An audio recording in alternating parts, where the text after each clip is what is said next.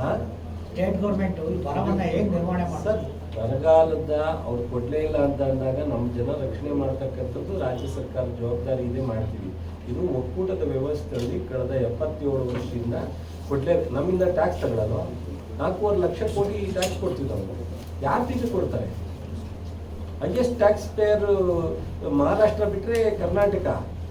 ತಾವುಗಳು ಬುದ್ಧಿವಂತರಿದ್ದೀರಿ, ಮಾಧ್ಯಮ ಸ್ನೇಹಿತರಿದ್ದೀರಿ, ಸೊ ಕೊಡದೇ ಇದ್ರೆ ಏನು ಮಾಡ್ತೀರಾ ಅಂತ ಕೇಳೋದಲ್ಲ, ಯಾಕೆ ಕೊಡಲ್ಲ ಅಂತ. ಇದೇನಾಗುತ್ತೆ, ಇಲ್ಲಿವರೆಗೆ ಯಾವುದೇ ಸರ್ಕಾರ ರಾಷ್ಟ್ರದಲ್ಲಿದ್ದಾಗ ಅದು ಅಲ್ಲಿ ಬೇರೆ ಇಲ್ಲಿ ಬೇರೆ ಏನೇ ಇರಲಿ, ಇಲ್ಲಿವರೆಗೆ ಯಾವುದೂ ಆ ಥರ ನಡ್ಕೊಂಡಿಲ್ಲ. ಹೋದ್ರೆ 1 ತಿಂಗಳು ಅಥವಾ 2 ತಿಂಗಳು ಒಳಗಡೆ ರಿಯಾಕ್ಷನ್ ಬರ್ತಿತ್ತು. ಸೊ ಇಲ್ಲಿವರೆಗೆ ಯಾಕೆ ಕೊಡಲಿಲ್ಲ? ಈಗ ಕೊಟ್ಟಿರೋದು ಬಿಟ್ಬಿಡಿ 3,000 ಇಲ್ಲಿವರೆಗೆ ಯಾಕೆ ಕೊಡಲಿಲ್ಲ? ಸುಪ್ರೀಂ ಕೋರ್ಟ್ ಡೈರೆಕ್ಷನ್ ಚಾಟಿ ಬೀಸದ ಮೇಲೆ ಕೊಟ್ಟಿದ್ದಾರೆ. ಸರ್, ನಿಮ್ಮ ಆರೋಪಕ್ಕೆ ಪ್ರತಿಯಾಗಿ ಕಳೆದ 10 ವರ್ಷ ಸ್ಟ್ಯಾಟಿಸ್ಟಿಕ್ಸ್ ಕೊಟ್ಟಿದ್ದಾರೆ ಅವರು. ಯಾವ ಸಂದರ್ಭದಲ್ಲಿ ಯಾವ ಸರ್ಕಾರ ಇದ್ದಾಗ ಎಷ್ಟೆಷ್ಟು ಕೊಟ್ಟಿದ್ದಾರೆ, ನಾವೆಷ್ಟು ಕೊಟ್ಟಿದ್ದೀವಿ ಸ್ಟೇಟ್ಗೆ, ಕರ್ನಾಟಕಕ್ಕೆ ಅಂತ. ನನ್ನ ರಿಕ್ವೆಸ್ಟ್ ಇಷ್ಟೇ ನಿಮಗೆ, ಈಗ ಕೊಟ್ಟಿರೋದು ಅವರಲ್ಲ, ಸ್ಪಷ್ಟತೆಯಿಂದ ನಾನು ರಿಕ್ವೆಸ್ಟ್ ಮಾಡ್ತಾ ಇದ್ದೀನಿ. ಅವರಲ್ಲ ಕೊಟ್ಟಿದ್ದು. ಅವರು ಈ ಸುಪ್ರೀಂ ಕೋರ್ಟ್ ನಾವು ಹೋಗೋದಕ್ಕಿಂತ ಮೊದಲು ಕೊಟ್ಟಿದ್ರೆ ಅವ್ರ ದುಡ್ಡು. ಅವರು ಕರ್ನಾಟಕದ ಬಗ್ಗೆ ಅನುಕಂಪ ಇದೆ, ಕೊಟ್ಟಿದ್ದಾರೆ, ಬರಗಾಲದ ಪರಿಸ್ಥಿತಿಯನ್ನು ನೋಡಿ ಅಂತ. ಅವ್ರು ಕೊಡಲಿಲ್ಲ ಅಂದಾಗ ಸುಪ್ರೀಂ ಕೋರ್ಟು ಕಾನ್ಸ್ಟಿಟ್ಯೂಷನ್ ಅಲ್ಲಿ ಇರೋ ಅವಕಾಶವನ್ನು ನಾವು ಉಪಯೋಗಿಸಿದ್ವಿ, ಕೊಟ್ಟಿದ್ವಿ. ನಾವು ನಮ್ಮ ದುಡ್ಡನ್ನ ನಾವು ಕೋರ್ಟ್ ಮೂಲಕ ತಗೊಳ್ಳೋವಂಥ ಪರಿಸ್ಥಿತಿ ಬಂದರೆ ಇವ್ರಿಗೆ ಹಾಕ್ಬೇಕಾ ಜನ ಓಟ? ಅದನ್ನು ನಾನು ಕೇಳ್ತಾ ಇರೋದು. ಕಡಿಮೆ ಜಾಸ್ತಿ ಅದೊಂದು ಕಡೆ ಆಗಲಿ, ಸೊ ಎಷ್ಟು ಅವರು ಬಿಡುಗಡೆ ಮಾಡಿದ್ರು ಅಂತ ಹೇಳಿ ನೀವೇ ಯೋಚನೆ ಮಾಡಿ ಸರ್. ಫ್ರ್ಯಾಂಕ್ ಆಗಿ ಈ ಮಾಧ್ಯಮದ ಇದನ್ನು ಆದಮೇಲೆ ನೀವು ಯೋಚನೆ ಮಾಡಿ.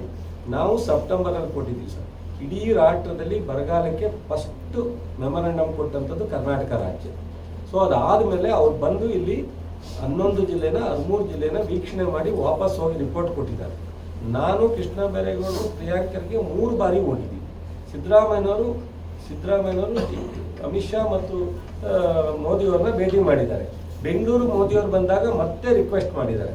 ಇಷ್ಟೆಲ್ಲ ಆದಮೇಲೂ ಸಹ ಅವರು ಆ ಮೀಟಿಂಗ್ ಮಾಡಿ ತೀರ್ಮಾನ, ನಾನು ಅವ್ರು ಮೀಟಿಂಗ್ ಮಾಡಿ ಅಮಿತ್ ಶಾ ಅವರು 3,500 ಅಲ್ಲ 2,000 ಕೊಡ್ತೀವಿ, 2ನೇ ಕಂತು ಕೊಡ್ತೀವಿ ಅಂತೇಳಿ, 3ನೇ ಕಂತು ಕೊಡ್ತೀವಿ ಅಂತೇಳಿ, ಅಟ್ಲೀಸ್ಟು ಕರ್ನಾಟಕದ ಜನರ ಬಗ್ಗೆ ಇವ್ರಿಗೆ ಒಂದು ಗೌರವ ಇದೆ ಅಂತ ಅನ್ನೋ ಮನೋಭಾವ ಬರ್ತಿತ್ತು. ನೀವು ಅದನ್ನು ಯೋಚನೆ ಮಾಡಿ. ಅವ್ರ ಪಟ್ಟಿ ಬಿಡುಗಡೆ ಮಾಡೋದು, ನಾವಿದ್ದಾಗ ಕೊಟ್ಟಿದ್ದು ಅವರಿದ್ದಾಗ ಕೊಟ್ಟಿದ್ದು ಬೇಡ. ಎಲ್ಲಿ ಅತಿವೃಷ್ಟಿನಲ್ಲಿ ಶಿವಮೊಗ್ಗದಲ್ಲೂ ಮಳೆ ಆಗಿ ದೊಡ್ಡ ಅವಾಗ ಏನಾಯ್ತು ಅಂತ ಮೋದಿಯವರೇ ಇದ್ರಲ್ಲ, ಯಡಿಯೂರಪ್ಪನವರೇ ಇದ್ರಲ್ಲ ಮುಖ್ಯಮಂತ್ರಿಯಾಗಿ. ಅವ್ರ ರಾಜ್ಯಕ್ಕೂ ಭೇಟಿ ಕೊಡಲಿಲ್ಲ, ಅವತ್ತು ದುಡ್ಡು ಕೊಡಲಿಲ್ಲ. ಎಷ್ಟು ನಿರ್ಲಕ್ಷ್ಯವನ್ನು ಕರ್ನಾಟಕ ತೋರ್ತಾ ಇದ್ದಾರೆ, ಅದ್ರ ಬಗ್ಗೆ ದಯಮಾಡಿ. ಅವತ್ತು ಇವರ 25 ಜನ ಏನು ಮಾಡ್ತಿದ್ರೆ, ಏನಕ್ಕೆ ಇವ್ರಿಗೆ MP ವೋಟ್ ಹಾಕೋದು? ಕೇಂದ್ರದಲ್ಲಿ ರಾಜ್ಯದ ಹಕ್ಕುಗಳು ಬಂದಾಗ, ರಾಜ್ಯಕ್ಕೆ ತಾರತಮ್ಯ ಬಂದಾಗ, ರಾಜ್ಯದ ಸಮಸ್ಯೆಗಳು ಬಂದಾಗ ಕೇಂದ್ರದಲ್ಲಿ ಇವರೆಲ್ಲ ಒಟ್ಟಾಗಿ ನಿಲ್ಬೇಕಲ್ಲಪ್ಪ.